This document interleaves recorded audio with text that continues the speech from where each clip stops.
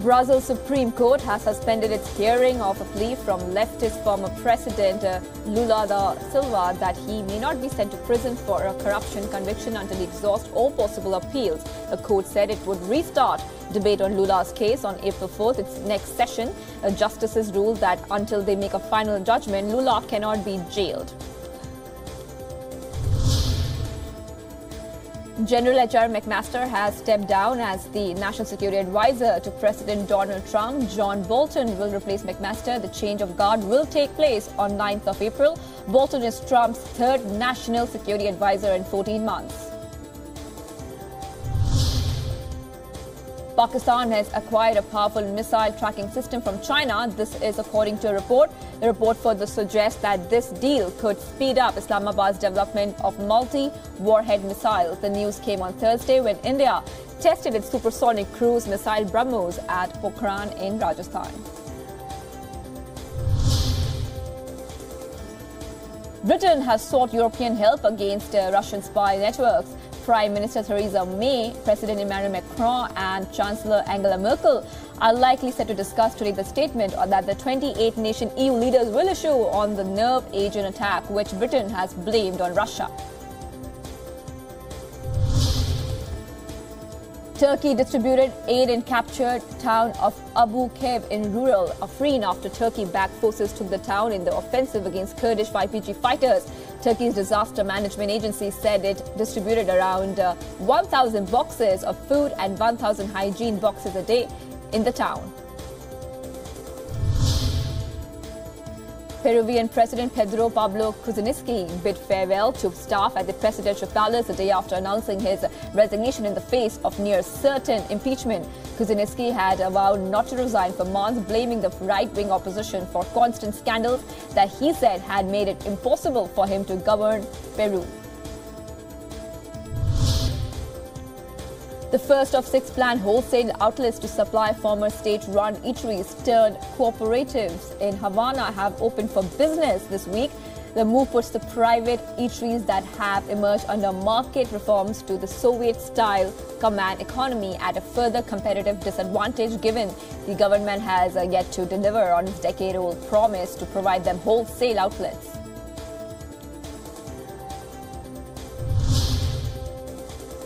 The chief of Salisbury District Hospital has announced that police officer Nick Bailey, who first responded to the nerve agent attack in Salisbury, has been discharged from hospital and that Sergei Skripal and his daughter remain in critical but stable condition.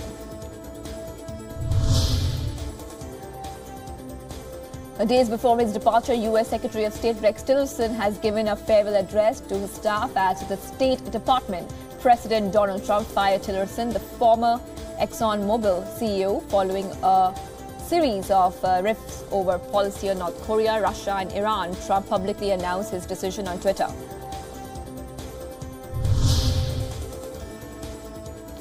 Items from veteran and current Hollywood and music legends are set to hit the auction block on March 24th. California-based GWS Auctions have arranged a sale that features items from Steve McQueen, Elvis Presley, Marilyn Monroe, and liberates to Lady Gaga, Brad Pitt, and even cards from films such as Batman.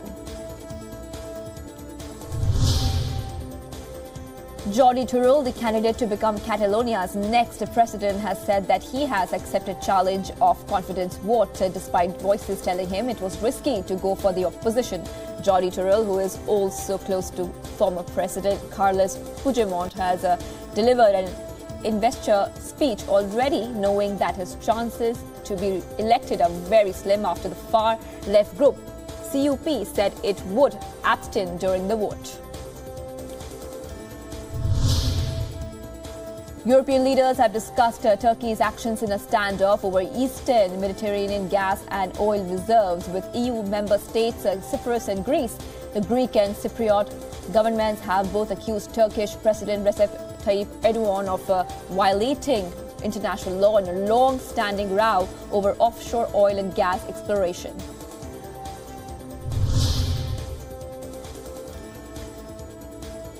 Hundreds of young people have staged a rally ahead of a planned protest march across the United States on Saturday. Students from Washington, D.C.'s Thurgood Marshall Academy joined forces with students from Parkland in an attempt to rally a high number of participants and encourage fellow teens to join the march.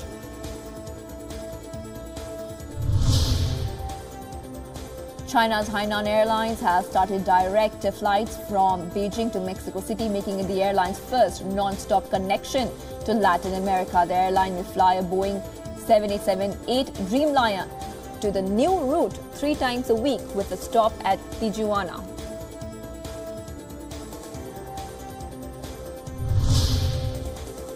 British Prime Minister Theresa May has met with her German and French counterparts to discuss Brexit and her request for EU support after her accusation that Russia was behind the nerve agent attack on a former Russian spy in England.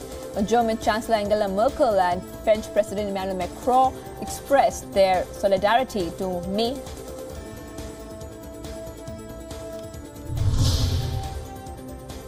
Greenpeace activists have boarded a rig that was due to sail to the Arctic to drill prospects on behalf of oil firm State Oil. Head of Greenpeace in Norway said 2 activists were on board and 10 of the water to ensure the rig does not leave the port.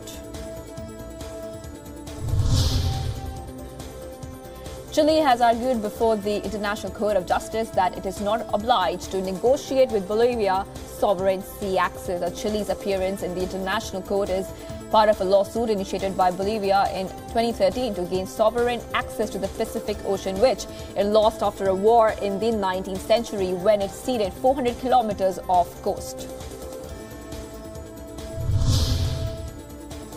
In a major legal shakeup, and U.S. President Donald Trump's lawyer John Dowd has resigned. Dowd took over Trump's legal team last year and was in charge of defending the president in the ongoing Russia meddling probe that is being led by Robert Mueller.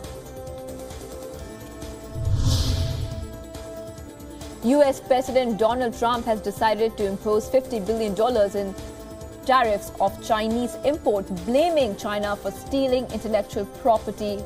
President Trump said that this move is aimed to tackle the large trade deficit between the 2 countries. South Korea's former president Lee Myung-bak has been detained on charges of taking bribes when he was in office. He has become the country's 4th leader to end up behind bars. Lee, who was in office from 2008 to 2013, has said the investigation into the bribery allegations is politically motivated.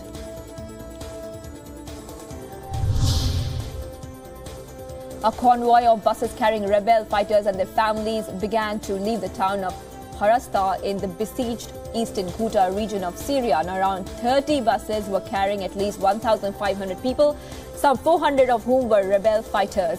The regime assault on eastern Ghouta has been one of the most intense in Syria's 7-year-old war.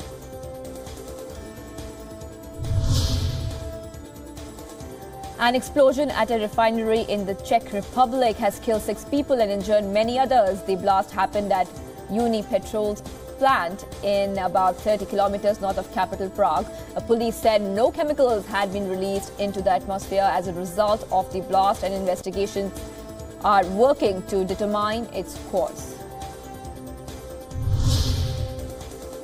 Germany and Dutch foreign ministers have condemned Turkey's military offensives in Syria's northern town of Afrin and said Ankara should abide by a UN Security Council resolution calling for a 30-day ceasefire across Syria. U.S. President Donald Trump said Saudi Arabia's powerful crown prince Mohammed bin Salman opened talks to discuss tensions with Iran and a Saudi-led military campaign in Yemen, which has come under criticism. The talks at the White House are part of the first visit by the prince to the United States since he became the heir apparent last June to succeed King Salman.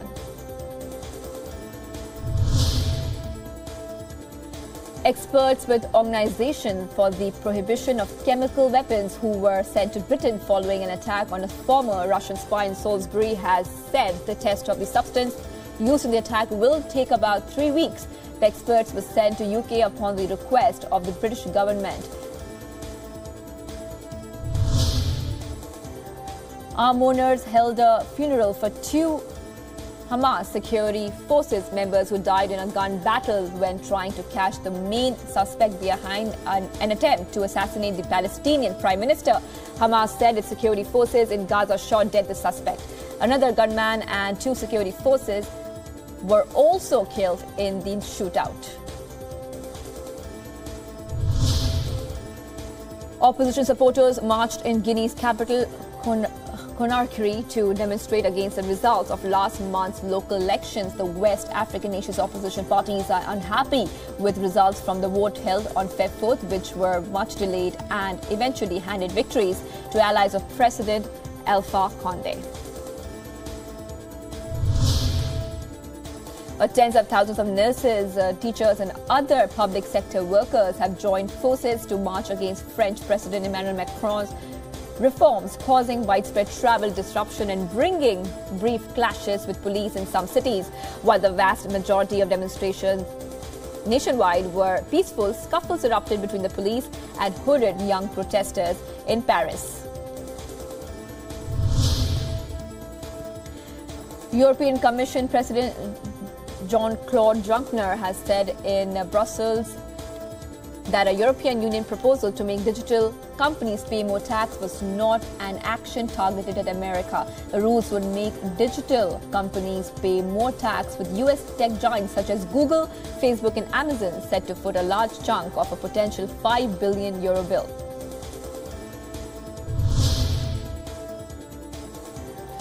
Air India has created the history, as it will be the first time that an Israel-bound flight would enter Saudi airspace, ending a 7-decade-old ban by Saudi Arabia. The first Air India direct flight from New Delhi to Tel Aviv took off at 6:10 p.m. on Thursday. Many Arab and Islamic nations do not recognize Israel and bar airlines from using their airspace bound for and from Israel.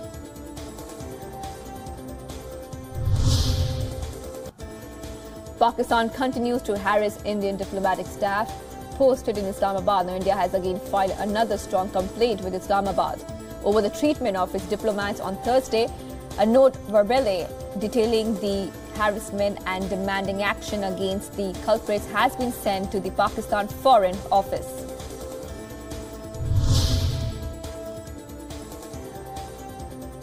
The stage is set for Rajya Sabha polls today for the remaining 25 seats in 6 states, including Uttar Pradesh, where BJP is assured of 8 of the 10 seats. Finance Minister Arun Jaitley and actor-turned-politician Jaya Bachchan are likely to get elected from the Uttar Pradesh seats.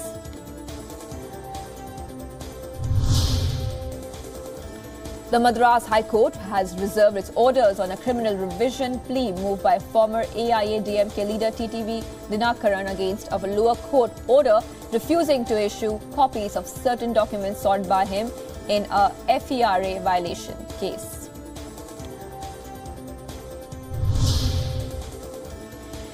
Students of Blind Relief Association in Nagpur city of Maharashtra have been turning the tide of fortune by learning bamboo craft skills in order to become self-reliant. The students, under the guidance of Bamboo Crafts Association and other supporting staff, are creating magnificent artworks, allowing them to earn a decent living and make for themselves a suitable name in the society.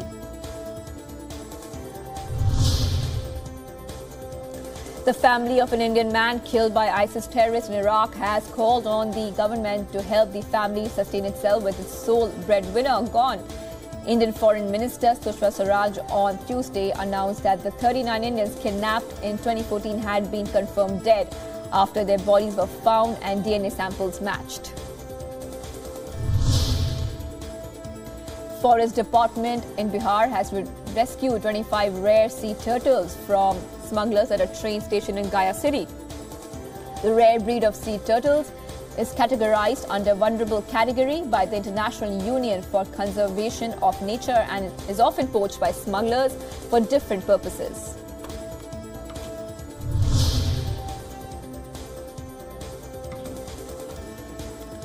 German President Frank-Walter Steinmeier took a boat ride and witnessed the famous Ganga Aarti in Varanasi on Thursday. The German president is